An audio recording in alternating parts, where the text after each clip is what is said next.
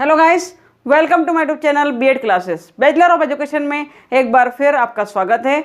आज मैं आपके लिए लेकर आई हूँ वाच्य का पार्ट 3। पार्ट 1 और पार्ट 2 आप देख चुके हैं। आइए आज देखते हैं वाच्य में पार्ट 3।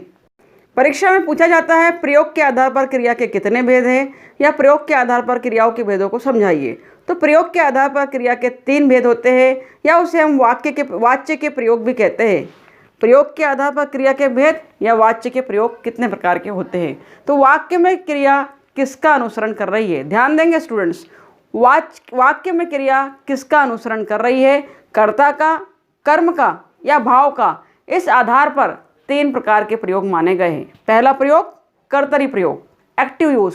पहले हमने वॉइस देखा था, डिफरेंस देखिएगा। अब हम यूज देख रहे हैं, हम प्रयोग देख रहे हैं। प्रयोग के आधार पर क्रिया के भेद, कर्तरी प्रयोग एक्टिव यूज, कर्मणि प्रयोग पैसिव यूज और भावे प्रयोग अर्थात इम्पर्सनल यूज।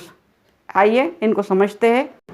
पहला प्रकार हम देख रहे हैं कर्तरी प्रयोग, जिसे इंग्लिश में एक्टिव यूज कहा जाता है, जहां क्रिया के वचन पुरुष तथा लिंग। ध्यान रखेंगे, क्रिया के वचन, हम क्रिया की बात कर रहे हैं, हम वर्ब की बात कर रहे हैं कि जहां पर भी क्रिया के वचन पुरुष तथा लिंग, कर्ता के वचन पुरुष तथा लिंग के अनुसार प्रयुक्त होते हैं, वहाँ कर्तरी प्रयोग होता है। जब भी क्रिया के वचन लिंग और पुरुष कर्ता के अनुसार प्रयोग होंगे, सब्जेक्ट के अनुसार प्रयोग होंगे, वहाँ कर्तरी प्रयोग होगा, वहाँ एक्टिव यूज होगा। कैसे, उदाहरणों के माध्यम से और भी जान लेते हैं, समझ लेते हैं। पहला उदाहरण आपके सामने है, स्क्रीन पर है कि राम पुस्तक पढ़ता है। क्रिया किसके अनुसार है, कर्ता के अनुसार है। देखिए, राम पुस्तक पढ़ता है, राम दिया गया है, पढ़ता है तो क्रिया राम के अनुसार है, इसलिए कर्तरी प्रयोग है। सीता आम खाती है, क्रिया कर्ता अनुसार है, क्योंकि सब कर्ता कौन है, सीता है, और सीता आम खाती है। क्रिया का प्रयोग सीता के अनुसार किया गया है, इसलिए ये कर्तरी प्रयोग है, एक्टिव यूज है। अब आपके सामने है कर्मणि प्रयोग अर्थात पैसिव यूज। हमने पहले पैसिव वॉइस देखा था, अब पैसिव यूज देख रहे हैं। डिफरेंस को भली भांति समझिएगा, कंफ्यूज मत होइएगा। कर्मणि प्रयोग में जहां क्रिया के वचन लिंग और पुरुष कर्म के अनुसार या कर्म के वचन पुरुष तथा लिंग के अनुसार प्रयोग होते हैं, वहां कर्मणि प्रयोग होता है। क्या डिफरेंस है, कर्तरी प्रयोग में सारे कर्ता के वचन लिंग और पुरुष कर्ता के अनुसार होंगे, यहाँ पर क्रिया के वचन लिंग और पुरुष कर्म के अनुसार होंगे, अर्थात ऑब्जेक्ट के अनुसार होंगे। इंग्लिश में अगर हम समझे बात को तो ऑब्जेक्ट के अनुसार होंगे। जैसे एग्जाम्पल के माध्यम से समझते हैं, उदाहरणों के माध्यम से समझते हैं कि राधा ने गीत गाया। क्रिया कर्म के अनुसार पुल्लिंग है। देखिए आप कि राधा ने गीत गाया, क्रिया जो है वो राधा के अनुसार या गीत के अनुसार पुल्लिंग है। गीत गाया, राधा के अनुसार नहीं गाई। अगर राधा के अनुसार होता तो गाई होता। तो स्टूडेंट समझिएगा कि राधा के अनुसार होता तो क्रिया का प्रयोग हम, राधा है क्योंकि स्त्रीलिंग है तो वर्ब भी स्त्रीलिंग होती, परंतु हमने गीत के अनुसार क्रिया का प्रयोग किया, कर्म के अनुसार क्रिया का प्रयोग है, इसलिए यहाँ कर्मणि प्रयोग है और पैसिव यूज है। मोहन ने किताब पढ़ी, क्रिया कर्म के अनुसार स्त्रीलिंग है कि मोहन ने किताब पढ़ी। कर्म क्या है, किताब है, ऑब्जेक्ट क्या है, किताब है, पढ़ी। किताब के अनुसार क्रिया का प्रयोग किया गया है, ना कि मोहन के अनुसार। अगर कर्ता के अनुसार, मोहन के अनुसार हम क्रिया का प्रयोग करते तो कर्तरी प्रयोग होता। तो मोहन के अनुसार क्रिया का प्रयोग पढ़ता है आता, परंतु हमने किताब के अनुसार प्रयोग किया कि पढ़ी, स्त्रीलिंग है क्रिया, इसलिए यहाँ पर कर्मणि प्रयोग है, पैसिव यूज है।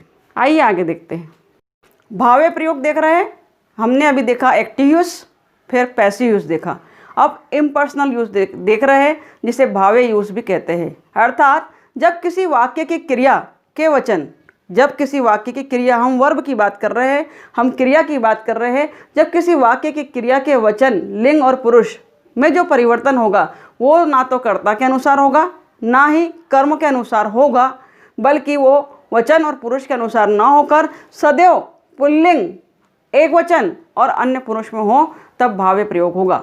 ठीक है, किसी भी वाक्य की क्रिया का जो परिवर्तन होगा वो ना तो कर्ता के अनुसार होगा, न कर्म के अनुसार होगा। वचन लिंग और पुरुष में जो परिवर्तन होगा वो ना ही कर्ता के अनुसार होगा, ना ही कर्म के अनुसार होगा, बल्कि वो सदैव पुल्लिंग, एक वचन और अन्य पुरुष में होगा, तब हम भावे प्रयोग मानेंगे। कैसे मानेंगे, उदाहरणों के माध्यम से और भी क्लियर होगा। देखते हैं, राम से रोया नहीं जाता, राम से रोया नहीं जाता। ये जो परिवर्तन हमने किया है वो एक वचन है, पुल्लिंग है, आप देख रहे हैं, और अन्य पुरुष में है इसलिए भावे प्रयोग है। सीता से रोया नहीं जाता, आप देख रहे हैं पुनः एक वचन है, और एक वचन के साथ साथ स्त्रीलिंग जरूर है परंतु सदैव पुरुष में होता है, अन्य पुरुष में होता है, इसलिए यह प्रयोग हमारा भावे प्रयोग है। लड़कों से रोया नहीं जाता, भावे प्रयोग है। नोट लिख लेंगे, नोट डाउन कर लेंगे। इन उपरोक्त वाक्यों में कर्ता के बदलने पर भी क्रिया अपरिवर्तित है। कर्ता बदला है, देख रहे हैं आप, एक जगह राम है तो एक जगह सीता है, परंतु क्रिया कैसी है? अपरिवर्तित है, तथा वह पुल्लिंग, एक वचन और अन्य पुरुष में है, अतः यह भावे प्रयोग है। स्टूडेंट, आशा है वाच्य का पार्ट 3 कर्तरी प्रयोग, कर्मणि प्रयोग और भावे प्रयोग भली भांति समझ पाए होंगे, उदाहरणों को भी देखा है। अगर वीडियो अच्छा लगा है तो लाइक करें, कमेंट करें, सब्सक्राइब करें। Thank you very much for watching my video.